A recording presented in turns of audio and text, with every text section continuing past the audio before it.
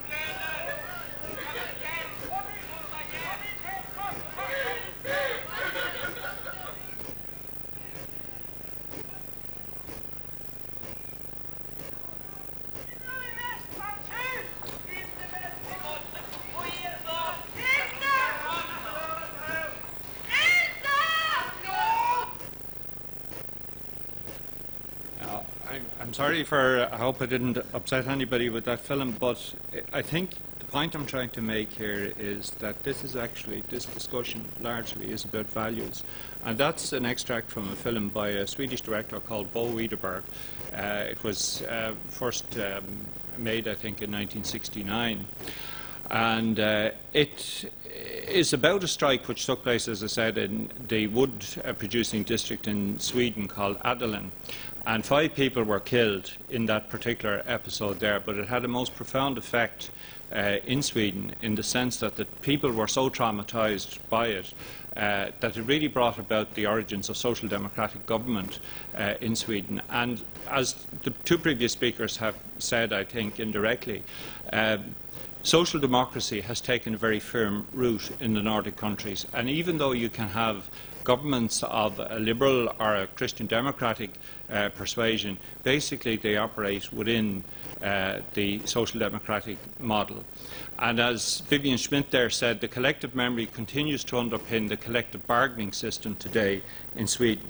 And in the 1950s, 2 economists working for the LO, which is the trade union centre in Sweden, called Wren and Medner, brought forward a particular model which in varying degrees has been more or less adopted in most of the Nordic countries. And the essential model was to provide for a high productivity, high pay economy with universal public services provided, and with essentially an attitude to the deployment of capital, which was that you don't use it in industries to produce low-paid work. Low-paid employments were basically squeezed out of the system. So it's for a very high participation rate, very high quality public services, and that's why you have basically high taxes in order to fund that. But high taxes are possible based on the type of high productivity economy that you have. And those Nordic economies perform extremely well, as has already been said. They generally tend to come within the top 10 of the competitiveness league produced by the Davos Forum. The different typologies of countries, in the literature there are 2 different economy types really, the liberal or the coordinated market economy. And then in the welfare regime, the conservative, which is essentially the German type of mainline continental European social market economy, the liberal, which is the British and ourselves, and the social democratic. And in both typologies, Ireland is considered to be liberal, while the Nordic countries are regarded as coordinated market economies and social democratic, social market economies basically, but social market economies on the social democratic model different necessarily from the continental mainstream one. The characteristics, I think, of the Nordic countries to me are, first of all, they are very open economies. They have high social welfare replacement rates. They strive for equality of condition rather than the liberal notion of equality of opportunity that we hear so much about. They are based on decommodification in the sense that a person doesn't need or shouldn't need, under Esping Anderson's definition of it, to be connected with the labour market necessarily to achieve a decent survival level in terms of social welfare. Now, it has to be said, though, amongst scholars there is some argument about whether decommodification applies in the Nordic countries or whether it is they adopt a policy of empowering labour to ensure that everybody, to their sweat of their brow, as it were, can ensure that they are well provided for. As I said, generally at the top 10 countries in global competitiveness, the universal social provision by the state, which is important because it is not just a safety net social provision, it means that the middle classes are very much bought into the system. It's an interesting comparison. We had a colleague from Sweden here working with us for a few years, and he went back to work in Stockholm, and he had 1 child, and over here he was paying €800 a month for childcare. In Stockholm he's paying €80 a month. So you can see how the universal provision is extremely important to people at different levels in society. High participation rates in the labour market and very high levels of unionisation, and a commitment to democratic corporatism defined by Katzenstein as an ideology of social partnership. A lot of people here think that social partnership is a domestically invented concept. Of course it's not. It's something which has been particular to small open economies in Europe for a long time. Don't know if you can see that properly. There's some statistics on unionisation. The Nordic countries there, the last 4, and basically you can see that the level is extremely high by comparison to the other countries cited. Also, you can see that in some of those cases unionisation has been increasing rather than decreasing, which is an interesting phenomenon. The degree of coordinated wage bargaining in the economy has ebbed and flowed a little bit, and I've given it across the 3 different periodisations there. In more recent years, there has been a move towards decentralising of collective bargaining, most notably in Sweden. In around the mid-80s, the employers withdrew from the collective bargaining system, and this caused a great deal of consternation. And for a period, there was a view: is this the end, of the Nordic model? But in fact, they found that the result was not as they expected. The doctrine of unintended outcomes, that the wage settlements were actually higher than they had expected. And so in many of the countries, you have not got a centralised system now, but you do have a system which is indirectly centralised in the sense that you have coordinated wage development, or pattern bargaining, as they call it in Sweden. In other words, that there are certain key industries which sort of set the kind of benchmark, if you like, for the bargaining which goes on at a decentralised level. Some general observations I would make would be that Sweden and Finland, as has been said indeed, experienced deep financial crisis in the 1990s, but strong recovery was underway much more quickly than indeed is evident here by the middle of the decade. Finland, for instance, unemployment peaked at 17% in 1994, which is around the levels that we're fast approaching here and that we had in the mid-80s. But that level of unemployment is now down to about 7%.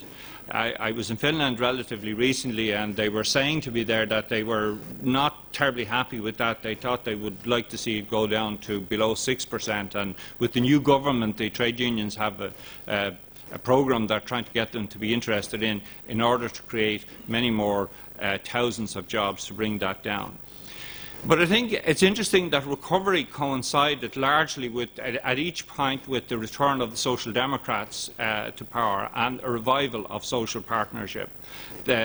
These Nordic countries went through a period when social partnership was somewhat out of fashion. That you have the same type of argument has been had here over the last 10 years or so about the primacy of politics versus the social consultation. And in essence, the pendulum has swung back there more or less towards the social partnership model.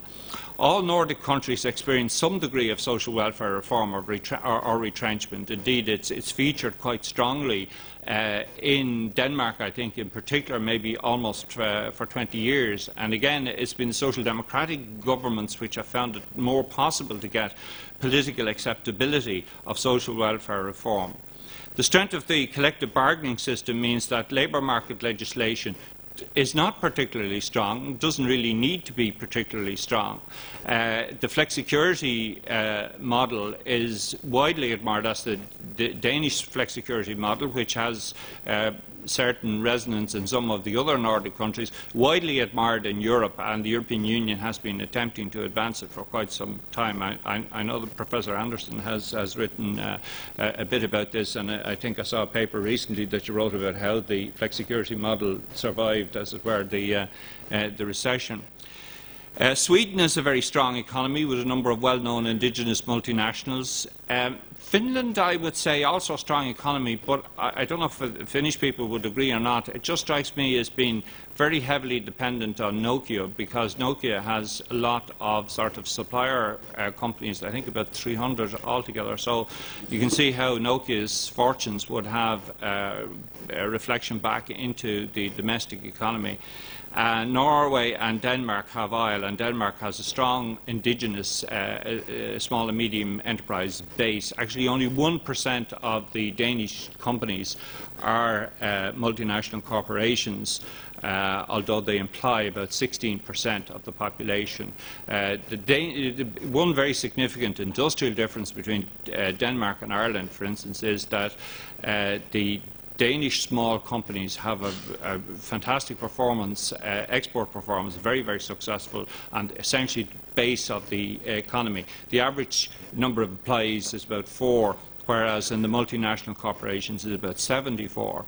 And in around 1990, Porter expressed the view that he didn't see any future for Denmark because of its particular industrial model. But in fact, in the kind of post-Fordist era that followed from that, Denmark's strength came to the fore, and the production of very high-quality, reliable goods, has served it extremely well. I'll just quote this verdict by Vivian Smith on the Nordic countries, where the view is that the Nordic and continental small states have all largely avoided both the problems of poverty, inequality and lack of job security plaguing Anglophone Europe, and in many cases also the insider-outsider division of labour markets of the bigger continental and Mediterranean countries.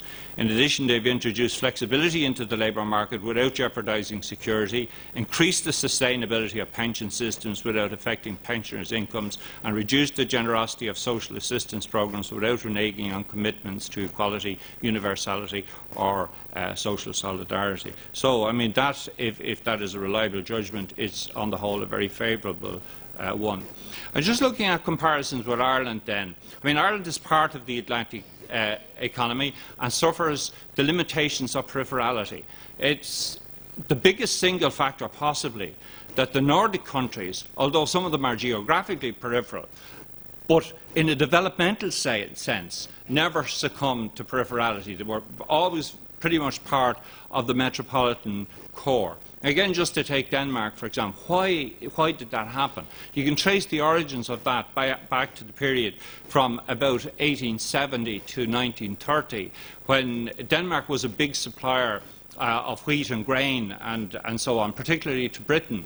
But at that time there was an oversupply of that product on the market, particularly from the United States, which had the potential to ruin the Danish economy.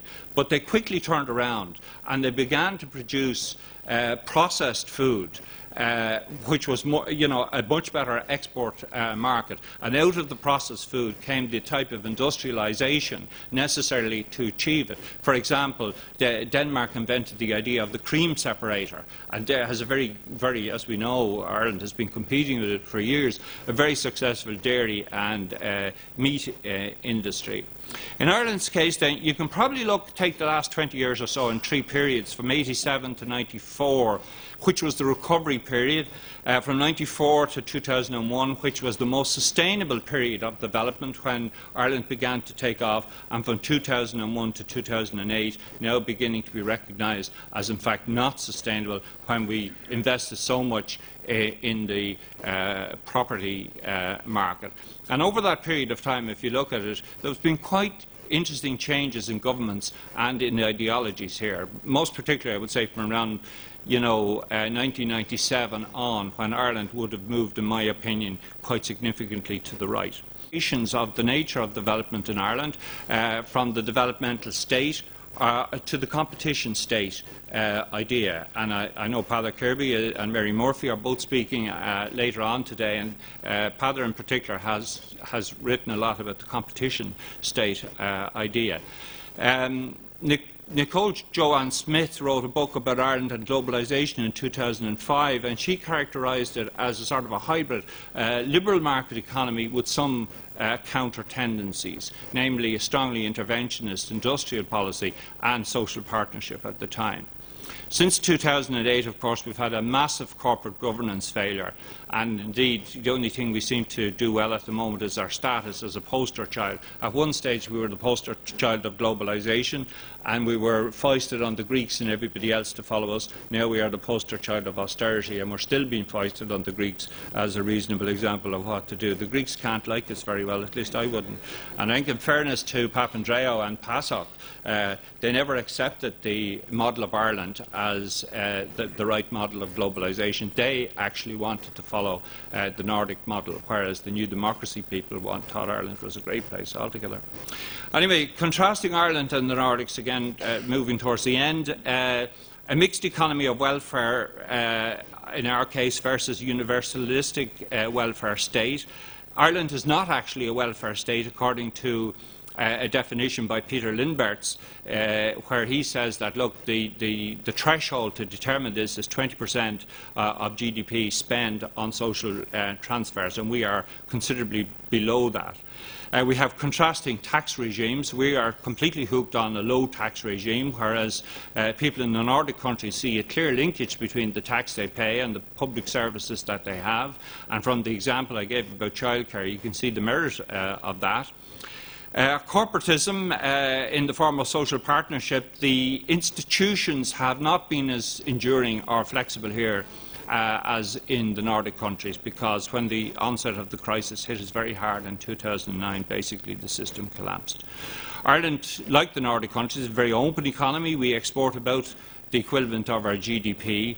But we are highly dependent on foreign direct investment companies, unlike the Nordic countries. We have had a kind of an enclave development, which has prevented us from really achieving the type of autocentric development that might have had us as part of the metropolitan core in developmental terms.